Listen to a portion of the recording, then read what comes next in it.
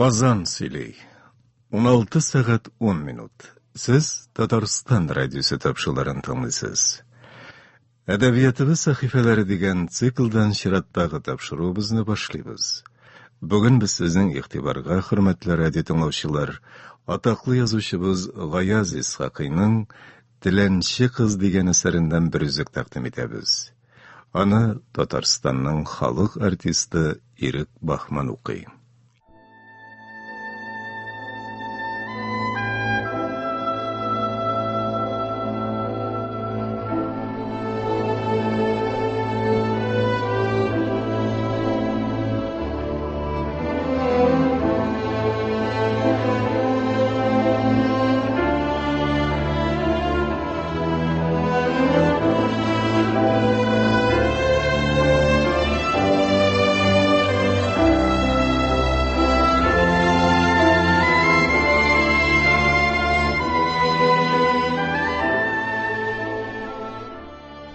Adabiyotimiz tarixi sahifalaridan degan sikldan topshiruvimizni boshlaymiz.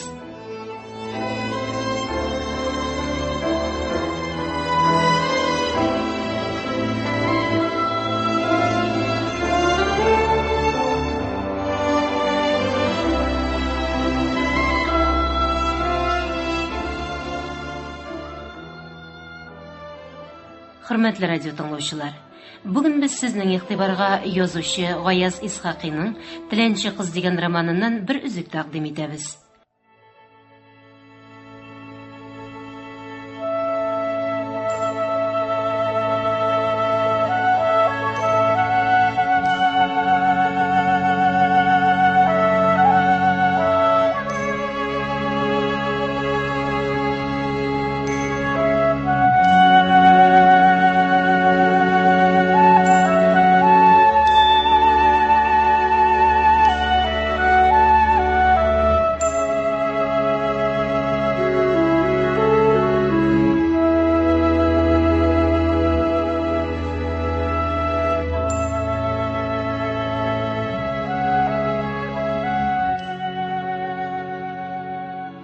Sa'adat yuqadan turib tishqa chiqqanda dam otmagan edi.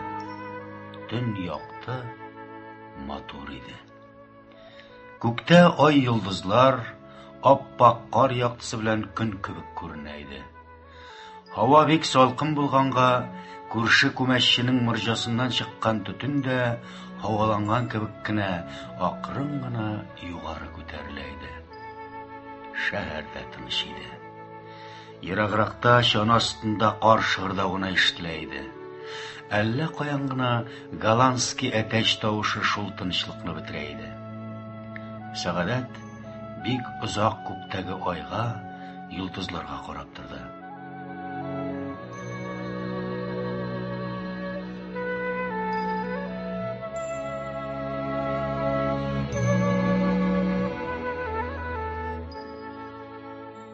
O'zlarining yoqtilarini olar shashaklantirib, Sa'adatning boshına quygan ko'p bo'lalar edi. Oyda Sa'adatning har bir harakatin kuzatib turarga qo'ygan qorovulchi kibik, oqirtingina shul ushsiz tubsiz dengizda yüzeydi. Oydağı Zöhra da o'zining shilak kiyontasin qo'ygan kiyincha Sa'adatni qarab turgan tusli bo'laydi. Ул qizda Sa'adatning hozirgi halini ko'rib qizg'angan kibik ko'rinaydi. Hamda bizaklanib oydan kela turuvchi yoqtiliq asha Sa'adatni "Men da sening kibik edim. Mana hozir nindi hamma kishini qarab turam. Sen da menim kibik bo'larsan hali" degan kibik bo'laydi. Sa'adat onun oldinda tizlanib, "Meni da ol. Bir kimim yo'q. To'ydim bu dunyodan. Ani da o'ldi. Ati da o'ldi" deyasi kelaydi.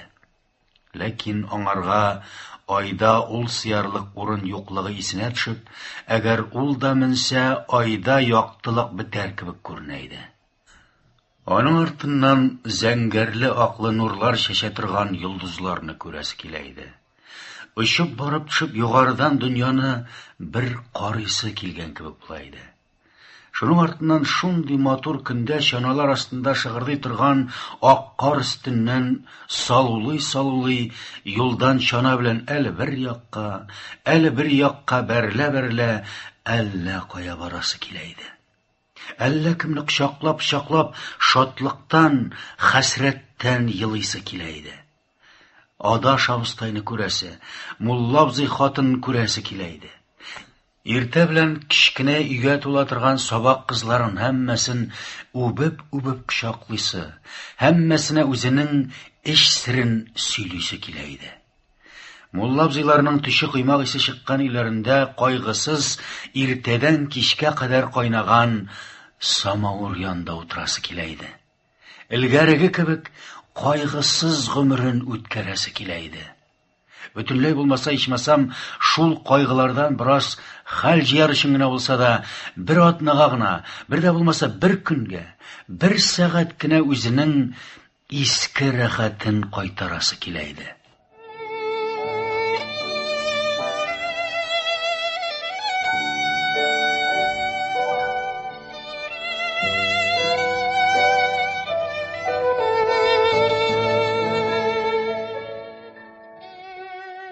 Аларның бүген булмавын, бәлки гомере буена шундый рәхәтләрне күрә алмавын уйлагач, Сәгадәтнең башына үткән гомер кайтмыйдыр дигән җыр килеп төшкәч, үтте дә бетте диде.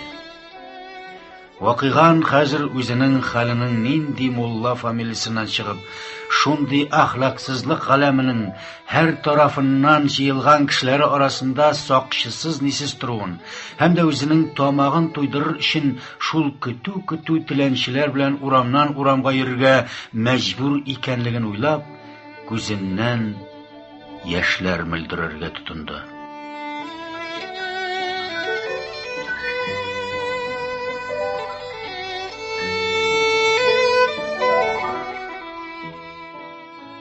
Яшьләнгән керфекләр аша күренгән ай йолдызларның яктысы үзләренең ихтиярыннан башка түгелгән кебек күренгән Сәгадәткә, алар да моның сәгадәтсезлегенә кайгырган, моның кайгысына күз яшьләрен түккән кебек күренәләр иде. Үзенә күптән керергә вакыт икәнлеген белсә дә, киемсез тышта шулай озак торып, тагын суык алдырырмын дип курыкса да, бу матур галәмнән китәсе килми. Үзенең шул кадәр татлы уйларыннан аерыласы килми иде. Менә шул вакытта акыртын гына ишек ачылды. Сәгадәт аңарга да карамыйча каткан кебек үз урынында тора иде.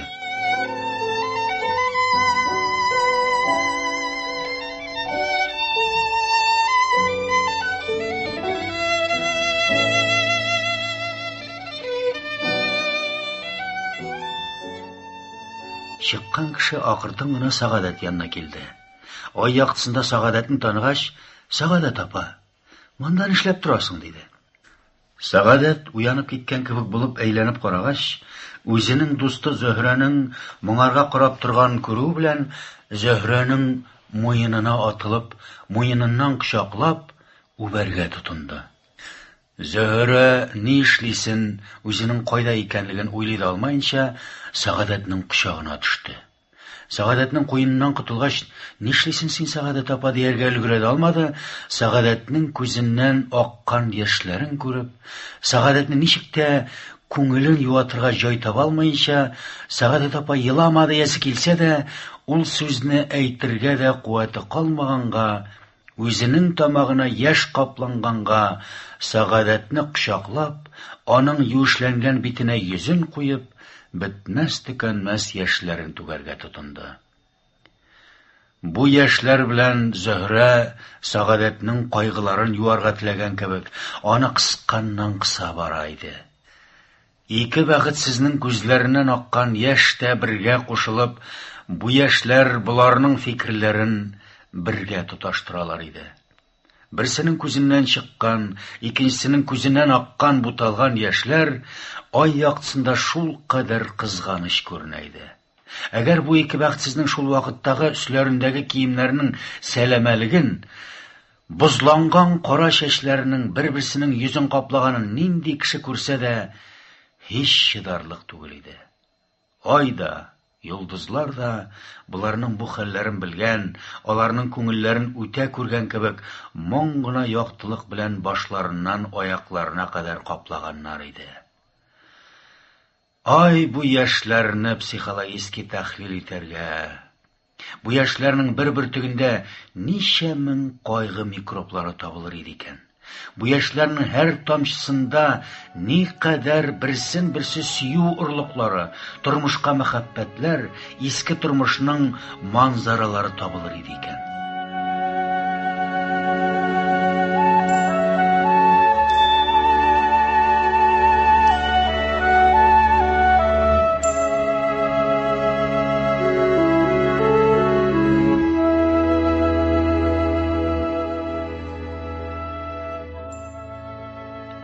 Эш озакка бармады.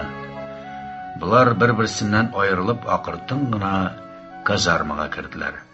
Һәм Зөһрә алып килгән комган белән икесе дә сабыннар белән юынып таһарат алдылар. Сәгадәт тә, Зөһрә дә икесе дә юынгач, ниткәч, баягы ай яктысындагы кызларга шуйлар иде. Аларның күңелләрендәге кайгылар күз яшьләре белән юылган кебек, икесе дә кәефле иде. Исләрендә һичбер йылаганлык әсәре калмаган иде. Күзләрендәге кызыллык бетмәгән булса да, ул да буларның йөзләренә матурлык кына бирә иде. Зөһрә юынгач көзгесенә карады. Көзгедә үзен күргәч, бер дә андый кайгы галәмәте күрмәде. Икесе дә әллә нинди шатлык белән чәй эчәргә утырдылар.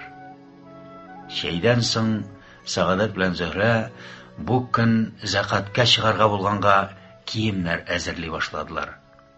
Бигрәк Сәгадәтнең салкынга киярлек бер киеме дә булмаганга, аның өчен бишмәт табу авыр булды. Ахырдан теге хатын, әнә теге тәмәке тарта торган, мин бүген чыкмасам да ярар дип, Сәгадәткә иске бишмәтен бирмәкче булды. Гәрәнкәче бабай аягына кияргә өйөк биргән иде.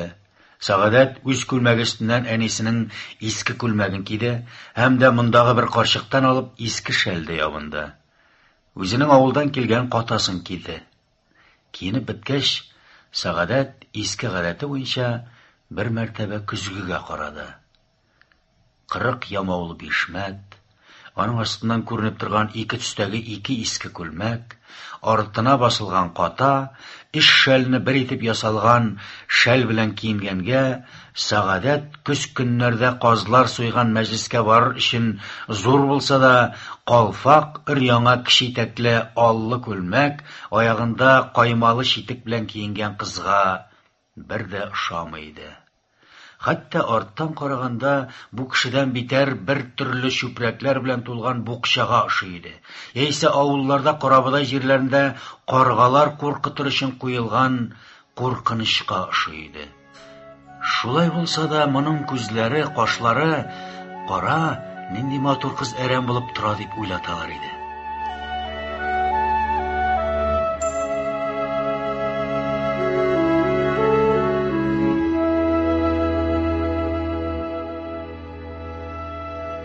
Җомга җитте. Казармадагы чыга торган кешеләр киенеп беттеләр. Башлар чыгып та киттеләр. Сәгадәт белән Зөһрә дә акыртын гына бара торган җирләренә юнәлделәр. Зөһрә юл буенда очраган бер йортны бу фәлән байныкы, алар илгәре бик өләшкәннәр диләр, хәзер өләшмиләр. Менә монсы Сафия бикәнеке, булар Рамазанда өләшәләр. Менә монсында безнең авылның бер кыз асрау булып тора иде, сүзләре белән юлны кыскартты. Сәгадәт урамда яхшы киенгән бер кешене күргән саен киеменнән ояла. Чыраган бер кеше аның киеменә исе китеп карап кала төсле тоела иде. Зур өйләрнең тәрәзәләреннән моның киеменең начарлыгыннан гаҗәпкә калалар төсле иде. Шул фикерләрне баштан җибәрер өчен Зөһрәнең сүзләрен бик ихлас белән тыңламакчы була иде, ләкин һаман теге уйлардан котыла алмады. Менә булар шулай барганда арттан «Һай, бер якка!» дигән тавыш ишеттеләр. Сәгадәт әйләнеп карады. Яхшы атта урысчарак киенгән бер мөселман хатыны белән ак күлмәк өстеннән бер ни киенмичә шәл генә ябынган бер кыз күрде. Карарга да өлгерә алмады, яшен ташы кебек үтеп тә киттеләр.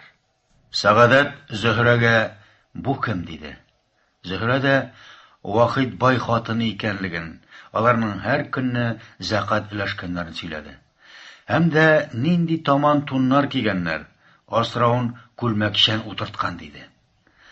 Сәгадәт бу хатынны күңеленнән әллә ни өчен дошман күрә башлады. Ул хатынның байлыгына кызыгамы, шундый әллә нинди бер хис үзен биләде. Озак үтмәде, Сәгадәт ике катлы бер агач өйнең капкасы төбендә төрлесе төрле чүпрәкләргә төренгән әллә никадәр кеше күрде. Буларның кайсысы карт, кайсы яшь, кайсы ир, кайсы хатын булдагы шикелле, һәммәсе үзенә бер төрле искегә чормалган, һәммәсендә күз карашлары, йөзләрендәге сызыклары үзләренә бер төрле мәгънә аңлата иде. Ике бишмәт өстеннән сәләмә казаки, аның өстенә күлмәк урынына камзул, аякларына ике шәр төсле чүпрәктән эшләнгән хәзер төсе беленми торган әллә ничә җирдән ертыгыштан, аягына бик күп иске чүпрәкләрне төрлечә урап, тишек резинкә, башына бүрек дисәң бүрек түгел, калфак дисәң калфак түгел, болгар телендә исеме булмаган башка ята торган гына чүпрәкләр, тире кисәкләре киезләреннән оештырылган бер нәрсә кигән картлардан башлап, күлмәксез көенчә вак-төяк чүпрәкләргә төрелеп, анасының иске бишмәте астында сакланган балаларына кадәр бар иде. Капка төбендә алда ук бер карчык белән аның кулыннан тоткан бер яшь кенә кыз торалар иде. Карчык бер вакытны яшел булган чапан ябынган һәм дә чапан астыннан бик иске түгел генә бишмәт кигән, муенына әллә ничә иске яулык ураган иде. Аның күршесендә озын гына бер хатын тора иде. Бу хатынның өстендә иске күлмәк, башында француз яулыктан башка бер нәрсәсе дә юк иде. Аның ике шигәсеннән дә кара чәчләре чыкканга, моның озынча яңаклары, тирән кара күзләре, озын тешләре аның йөзен тагын да кайгылы төсле күрсәтә иде. Һәм ул һәр нәрсәгә карарга курыккан кебек, һәр кешегә карарга уялган кебек, яисә караса да күрмәгән кебек, кайгылы сирәк кенә күзен йөртә иде. Бу бер яшьлек баласын күтәреп торган хатынның өстендә бишмәте яисә ничә кат күлмәкләре икән аерырлык түгел иде. Алай булса да бу хатын бик күп чүпрәкләрне кигән, дөресрәк әйтсәк, бик күп чүпрәкләр эләктергән иде. Бу баласына озын ирләр күлмәге кигезгән. Башына да саргылтырак бер яулык белән бәйләгән иде. Аягы да чүпрәкләр белән төрелгән булса да, өшемәсен дип үз өстендәге чүпрәкләргә дә тыккан иде. Бу хатынның юан битеннән, курнусрак борыныннан, калынрак иреннәреннән, гүя үзенең күзе барлыгын да белмәгән төсле иттереп караган күзләреннән һич нәрсә аңлау һәм бу хатынның башының нинди уйлар белән мәшгуль икәнен белү һич мөмкин түгел иде. Бер туктамыйнча баласының аягын чүпрәкләр арасына яшерүеннән генә моның баласын бик сөюен белеп була иде. Өй буенда решетка тирәсендә 8-9 яшеннән башлап 16-17 яшенә кадәр булган малайлар уйныйлар иде. Сүгенәләр иде. Бер-берсе белән сугышалар, кычкырышалар иде. Буларның кайсысы иске чалбар, кайсы гына пинжәк киеп җеп белән билләрен бәйләгәннәр иде. Кайсыларның җирдән өстерәлә торган бишмәт белән каткан бүректән башка киемнәрен күрү мөмкин түгел иде. Буларның киемнәре никадәр начар булса да, бүгенге суыкка бу чыдарлык булмаса да, буларның һәммәсе шат кебек кычкырышып, сугышып вакытларын үткәрәләр. Һичберсе суыктан яисә үз хәленнән зарланмый иде. Капканың тег ягында хатыннар, күбрәк кызлар иде. Бу бүлеге бөтенләй башка иде. Монда киемнәр һаман шул чүпрәк, һаман шул иске бишмәтләр, һаман шул иске каталар, сирәк-сирәк кенә иске чапаннар булса да, бу чүпрәкләр икенче төсле торганга килешлерәк иде. Һаман буларның йөзләре, күз карауларыннан әллә нинди кәефсезлекләр, тормыштан риза булмауларын бер дә укып булмый иде. Күбесенең йөзләрендә кершән иннегезләр дә күренеп тора иде. Буларның күбесе бер-берсе белән сөйләшә, күбесенең янында бер зәгыйфь карчык яисә күзе күрми торган карт. Әйсә чүпрәк букчасы төсле төрелгән улмы, кызмылыгы мәгълүм түгел бер бала бар иде. Булар никадәр читтә булсалар да, теге малайлар буларны карлар белән бәреп, яисә килеп берсе уйнаша башлап, яисә берәрсенең артыннан тотып, буларның тынычлыкларын бетерәләр иде. Каякытта бер малай уртага кереп, үзләре теләгәнчә йөри башлагач, оясына таяк тыккан кырмыска кебек һәммәсе бердән шауларга тотыналар. Шукканган, оятсыз тавышлар ишетелә башлый. Каякытта хатыннар кызларның сук башына, сук сүзләре белән теге малайларын тагын берсенең бер-бер җиреннән тотып кычкырып көлүләре белән араларында орышышлар да башлана иде. Тагы тукты иде. Төрле киемнәр киенгән, төрле сыйфаттагы кешеләр минут саен күбәйгән кебек, Сәгадәтнең уйлары да ерактан еракка китә иде. Ул буларның кайдан килүләренә, шул кадәр күплекләренә ис китә. Шундый әдәпсез малайлар ирдәүкә кызларның уйнашуларына, сүгенүләренә йөзе кызара, йөрәге кайный, үзен үзе оныта иде. Үзенең хәле дә шуларныкы төсле булса да, бәлки бик күбесенекеннән начаррак булса да, Сәгадәтнең бөтен эшен аларны кызгану биләгәнгә, аның башында үзен уйларга урын да юк иде. Өемдә минут саен тавыш куәтләнә, минут саен кеше күбәя иде.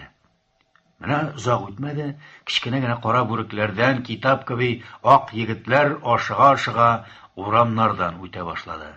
Анда-монда да капкалар ачылып керә башладылар. Буларның бу эшләре бу өемгә бик зур тәэсир итте. Алар арасында да җәмәгатьтән чыгалар дип сөйләшә башлады, һәм дә һәрберсе капканың алдындарак урын алыр өчен барсы да капкага таба иелә башлады. Капканың һәр ягындагы халык урыннарын ташлап бер җиргә иелделәр. Бу өем, бу чүпрәк җыенып тагын чуарланды. Карты, яше, хатын-кызы, бала-чагасы һәммәсе капкага таба баралар иде. Берсе этә-төртә алга чыга башлый иде, теге берсе тагы шул юлга китә иде. Шулай монда кырмыска оясы кебек халык кайнап тора иде. Төртмә, кая барасың? Өлгермәссеңме? Эй, чукканган урыс дип, мин үзеңне сугып үтерермен. Алгарак, кызым, алгарак. Каян хатыннар арасына керәсең? Бу юлда инде бирү бетте. Я чукканчык. Ах, Мәфтуха, Сабир килде. Үтерәсез. Сускан мәллә, кая чыгасың? Һәм мондый тавышлар күккә чыга иде. Сәгадәт арттарак кына тора иде. Ул һаман үзенең уйларыннан аерыла алмый иде. Ул да бу кадәр ирләр белән хатыннар бергә түгеллекләрен, бу кадәр оят качкан кешеләрнең монда шул кадәр күп булуларын, егетләр янына кысыла да ирә торган кызлар, аның оятсызлыклары һәммәсе йөрәгенә барып тия иде. Һәммәсе өчен аерым-аерым кайгыра иде. Менә озакламады яшел бикасап, буй ярым ефәк тукма, камзул, тун, чалма кигән зур корсаклы, майлы битле байлар акыртын гына атлап өйләренә керергә башладылар. Булар туктаганында бер шунда килеп, "Юл бирегез, өйгә керергә дә юл юк. Ул нинди ул?" дип, урам кебек икегә ярылган халык арасына кирип китте.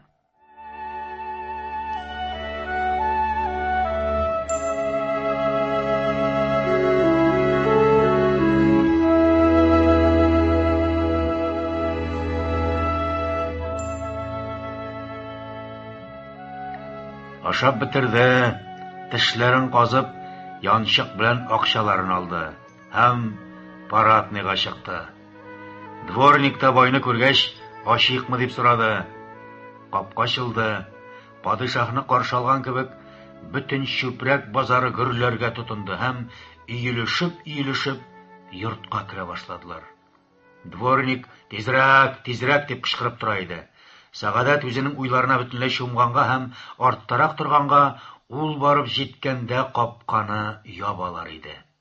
Дворник Никадәр тизрәк дисә дә, Сәгадәт аның сүзен ишетмәенчә дворникны көттергәнгә сүгенә, Сәгадәттән соң бер кулы белән капканы ябып, бер кулы белән Сәгадәтнең иң башына бәрде. Сәгадәт уеннан уянды. Күзе дворник күзенә каршы килде. Яшь кенә кызыл мыеклы ялтыраган йөзле дворник әллә нинди Сәгадәт гомерендә ишетмәгән сүзләрне әйтеп сүгә иде. Күзен күтәреп карады. Үзенең яшьлеге мулла абзыйлар өе искә төште. Шул кадәр халыкның күплеге аңарга мулла абзыйларда үткәргән корбан гаетләрен исенә төшерде. Үзенең начар хәлләре күз алдына килде. Гүя дворникның сугуы моның ябылган хәсрәт чишмәсенең юлын ача иде. Күзеннән дә ике бөртек яшь тәгәрәде. Салкын йөзен кытыклап, йөзендә из калдырып, һич кемнең кызгануын китерә алмаенча аяк астына төште. Сәгадәт күзен җиргә текәде. Тагы үзенең шул кадәр мыскыл булуына хурланып, күзеннән яшьләре ага башлады.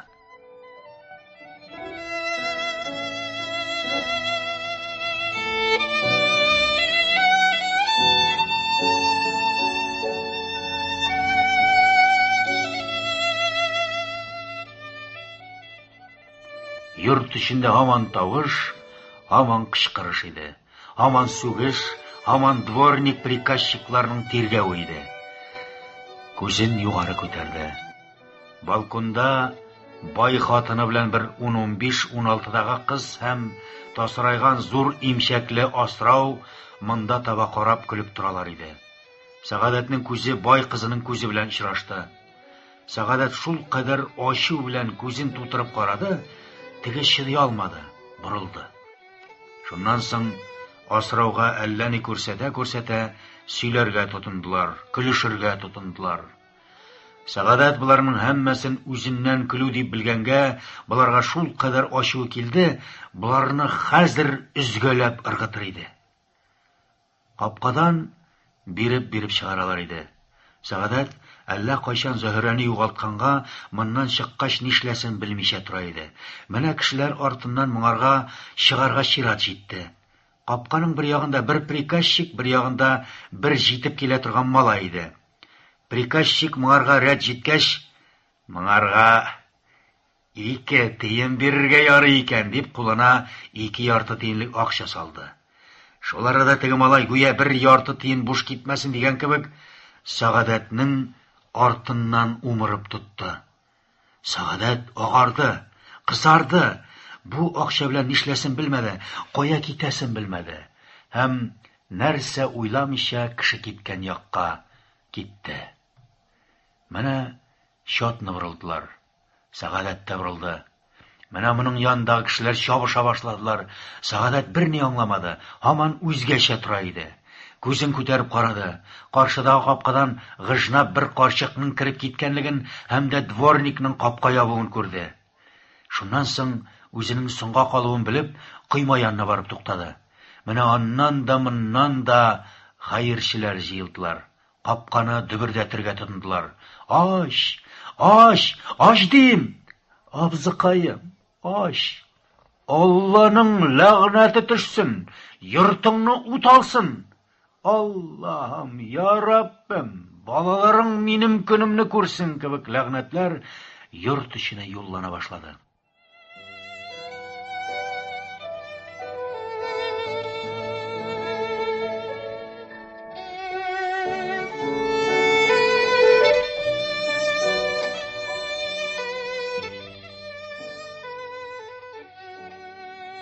Менә йорт эчендә тагын тавыш башланды. Капка ачылды, тагы баягыча йорттан кешеләр чыга башлады. Сәгадәт һаман катып тора иде. Менә ялтыраган йөзе белән "Син кая? Изли-изли йөдәп биттем" дип Зөһрә килде. Сәгадәт моны күргәч исе киткән кеше кебек Зөһрәгә карады. Башыннан мине дә танаган кеше бармы дип уйлады. Зөһрә, өлгермәдеңме? Менә шулай кирәк, булай кирәк дип хәерчелекнең кагыйдәләрен сөйли, кешеләр китә торган якка киттеләр. Бу вакытларда икенде вакыты бик җиткән булганга Сәгадәт Бу актыгы булыр инде. Бу көнгә бу бәләдән котылам.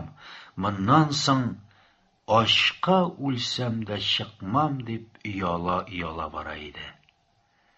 Менә барып җиттеләр.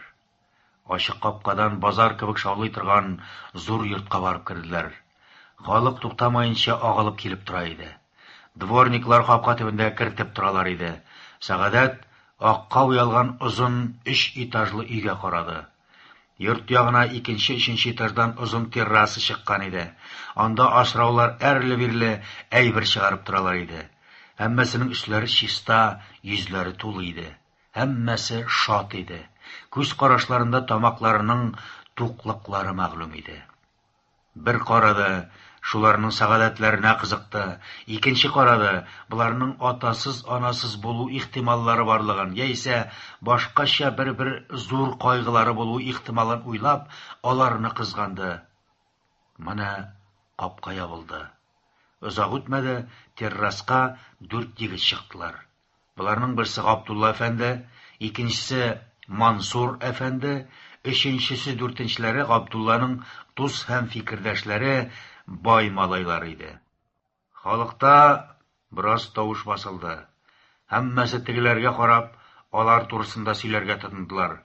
Сәгадәткә дә Зөһрә буларның берсе шул йортның хуҗасы икәнлеген, тегеләре иптәшләре икәнлеген сөйләде. Сәгадәт тагы бер күтәрелеп карады. Күзе Мансур әфәнденең чырае сытылган йөзенә туры килде. Сәгадәт моның исе киткән кебек бер җиргә текәлгән күзләреннән, әүне янган урыс төсле хәсрәтле йөзеннән бу хаҗәтле егетнең нидән булса да разый түгел төсле тапты. Абдулла баягы кайгылы егеткә әллә ни сөйли иде.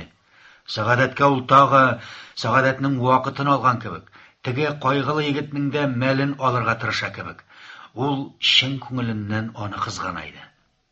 Менә бердән дүртесе дә монда борылдылар. Һәм дә теге егет Сәгадәтне төртеп күрсәтте. Бу сихерле бармак тагы Сәгадәткә электр кебек бүтән тәненнән йөрде.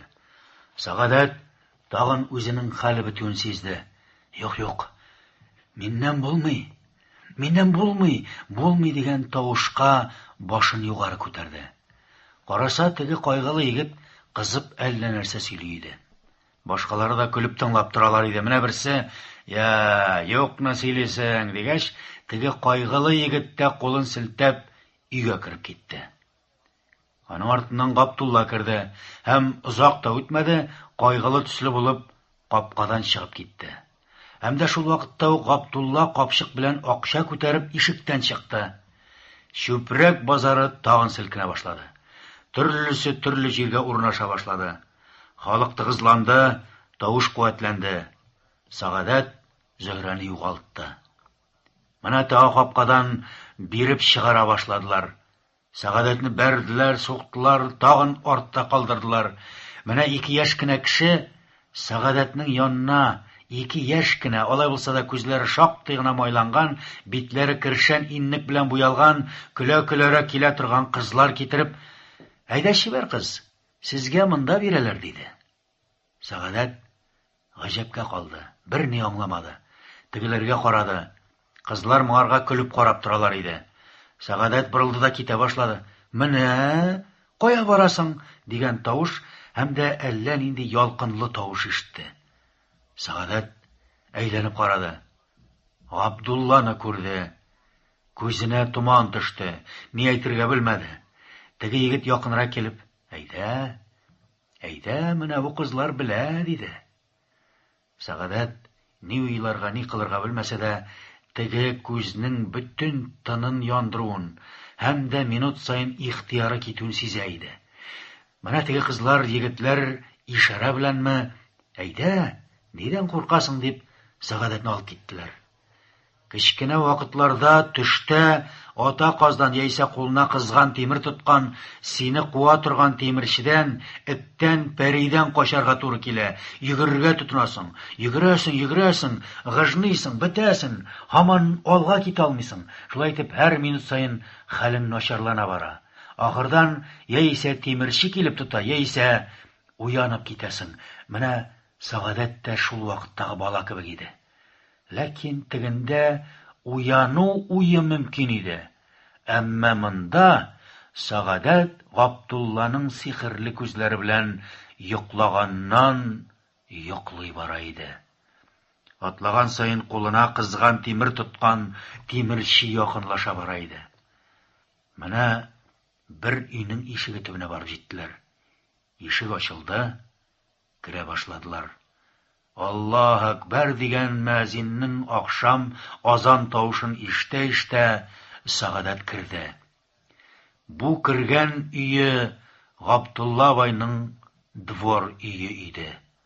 Сәгадәтнең гомере буенча хәтереннән чыкмаячак эшләр эшләнәчәк җәза бүлмәсе, Сәгадәткә әллә нинди кара хаҗәтләр өчен билет бирә торган мәхкәмә, Сәгадәтне мулла кызы белән тәрбия кылынган Сәгадәтне мәңгелеккә сәгадәтлектән чыгара торган хаҗәтсез караңгы өй иде. Өй зур гына иде. Бер сәкесе, урындыклары, үрмәкүч ялаган пичмаклары, анда-монда эш киеме иленгән шөйләрдән башка бер чаршау һәм дә бер лампа бар иде. Керә-кермәс теге егетләр теге кызларның ул җирләреннән, бу җирләреннән тоткалый башладылар. Тегеләр дә көлешеп җавап бирә башладылар. Сәгадәт үзенең капкынга төшкәнен белде, ләкин капкынны үзәрлек куәт әллә кайчан беткән иде. Һәм дә капкынны хуҗасы да килеп хушы китсен өчен эләккән хайванның башын сугарга торган аучы кебек, Габдулла да хәзер теге Сәгадәт мулла абзыйларда Мөхәммәдия укып үскән, гомерендә бер кешенең кулыннан тотмаган, андый бер эш турысында бер төрле курку, калтырау белән калтыраймыйча уйламаган Сәгадәтнең башына сугып үтерәчәк. Аның урынына икенче Сәгадәт дөньяга киләчәк иде. Һәм шулай булды да. Бик тиз тегеләр чаршау артына кереп киттеләр. Габдулла да Сәгадәтне утыр дип бер пичмакка утыртты һәм кулын кулга алды. Җылы йомшак кул тагын Сәгадәтне бер иретте. Ул бер сүз әйтмәенчә утырды. Габдулла иске бишмәтләрнең бауларын чишә башлады. Кайсы җирләрен угаларга, кайсы җирләрен тоткаларга тотынды. 1 сәгать үтте, 2 сәгать үтте, Сәгадәт Габдуллага бер сүз әйтерлек куәт җыя алмады. Эш ахырына җитә башлагач, Сәгадәт үзен үзе тыя алмады. "Җаным, кирәкми" диде. Шуннан соң чаршау артыннан шаркылдап көлешкәнне ишеткәч, ул сүзне дә икенче әйтә алмады.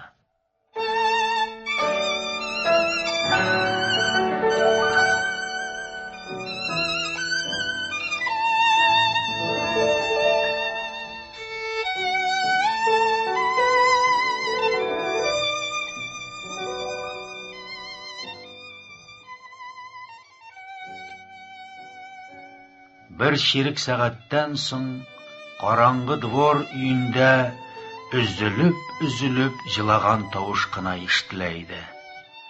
Ул елаучы Сәгадәт иде.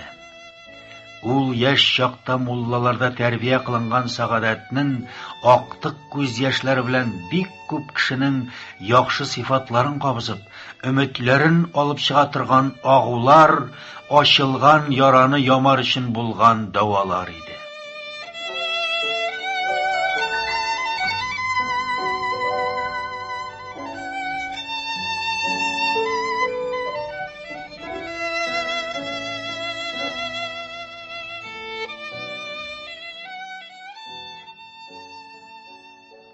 Birazdan şut убышу тавышы ишетелә башлады. Һәм дә ишек ачылды, тегеләр чыгып киттеләр. Сәгадәт урыныннан тиз генә торды, чаршау акрынына селкенеп тора иде. Тиле кеше кебек барды да, Габдулланың башын тотып, бик сузып, ашарга теләгән кебек иттереп, бик озак үпте. Габдулла нишләсен белмәде, кулындагы бирергә хәзерләнгән акчасын да онытты. Аңарга бу убу шул кадәр тәэсир итте, ул үзе баягы Сагадат кебек исерек кебек булды. Сагадат бик тиз ишекне барып ачты да чыгып китте. Моның чыгуы белән айда болыт астыннан чыгып, үзенең нуры белән моның башыннан алып аягына кадәр каплады. Айга карады. Ай, син анда вакытта мин кеше күзенә күренергә ялган идем. Менә син чыккач, мин дә болыт астыннан чыктым дигән кебек була иде. Айдагы Зөһрә кыз да ай Сагадат дигән кебек була иде. Әллә каян әтисенең я Рабби, тауфик бир дигән сүзе ишетелә иде. Ай һаман шулай булса да Сагадатка үчекләгән кебек күренә иде. Аяк астындагы карлар да чеш-чеш итеп бер-берсенә Сагадатның двор өендә ни кылганын сөйләгән кебек булалар иде. Шул уйлар, шул хисләр билгеле Сагадатның күзләреннән яшьләрен агыза. Билгеле Сагадатның кәефсезлектән кәефсезлек көчләре уясына гына чумыра иде. Бик тиз яулыкларын кайтара Сагадат капкага таба китте. Капка төбендә теге кызларның берсе дворник белән бер пичмакта торалар иде. Дворник моңа капканы ачты һәм дә ай яктысында Сагадатның яшьле күзләренә карап, "Хош" диде. Сагадатның бу сүз бүтән үзәгенә үтте. Ул дворникның мыскыл итүеннән, үзенең әнә шул бая тегеләрнең берсе белән, әле дворник белән, аннан соң полицейский белән теләсә ни эшли торган кыздан бер генә дәрәҗә алда икәнлеге хәтеренә килеп төште. Тагын әтисе белән әнисе күз алдына килделәр. Әнисе башын иеп, ай Сагадат, ай балам дигән кебек була иде. Әтисе кызым, мин үләм, миңа Коръән укы дигән кебек була иде. Шуның артыннан ук я Рабби, тауфик бир дигән тавыш ишетелә иде. Сагадат баягы йокыдан уяна башлаганга, шуларның һәммәсен күргәнгә, үзенең хәленең ни икәнлеген белгәнгә, һич уйлап ишенә чыга алмаслык эшләр күз алдына килгәнгә, күзеннән чиләкләп яшьләрен генә түгәйде.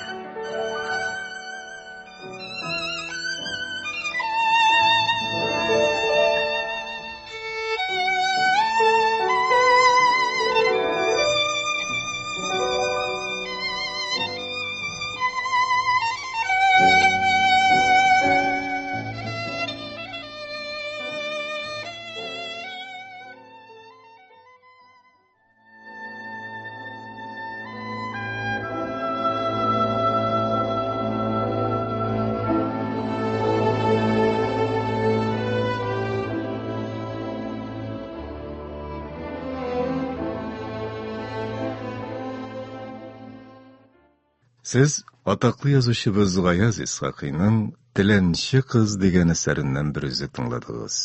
Ул Татарстанның халык артисты Ирек Бахман укуында яңгырады. 1989 елда әзерләнгән бу тапшыруның тавыш операторы Асия Бикбау, режиссеры Фәрит Җәләй, мөхәррире Әхмәт Рәшид. Әдәбиятыбыз сәхифәләре дигән циклдан чираттагы тапшыруыбыз шушының белән тәмам.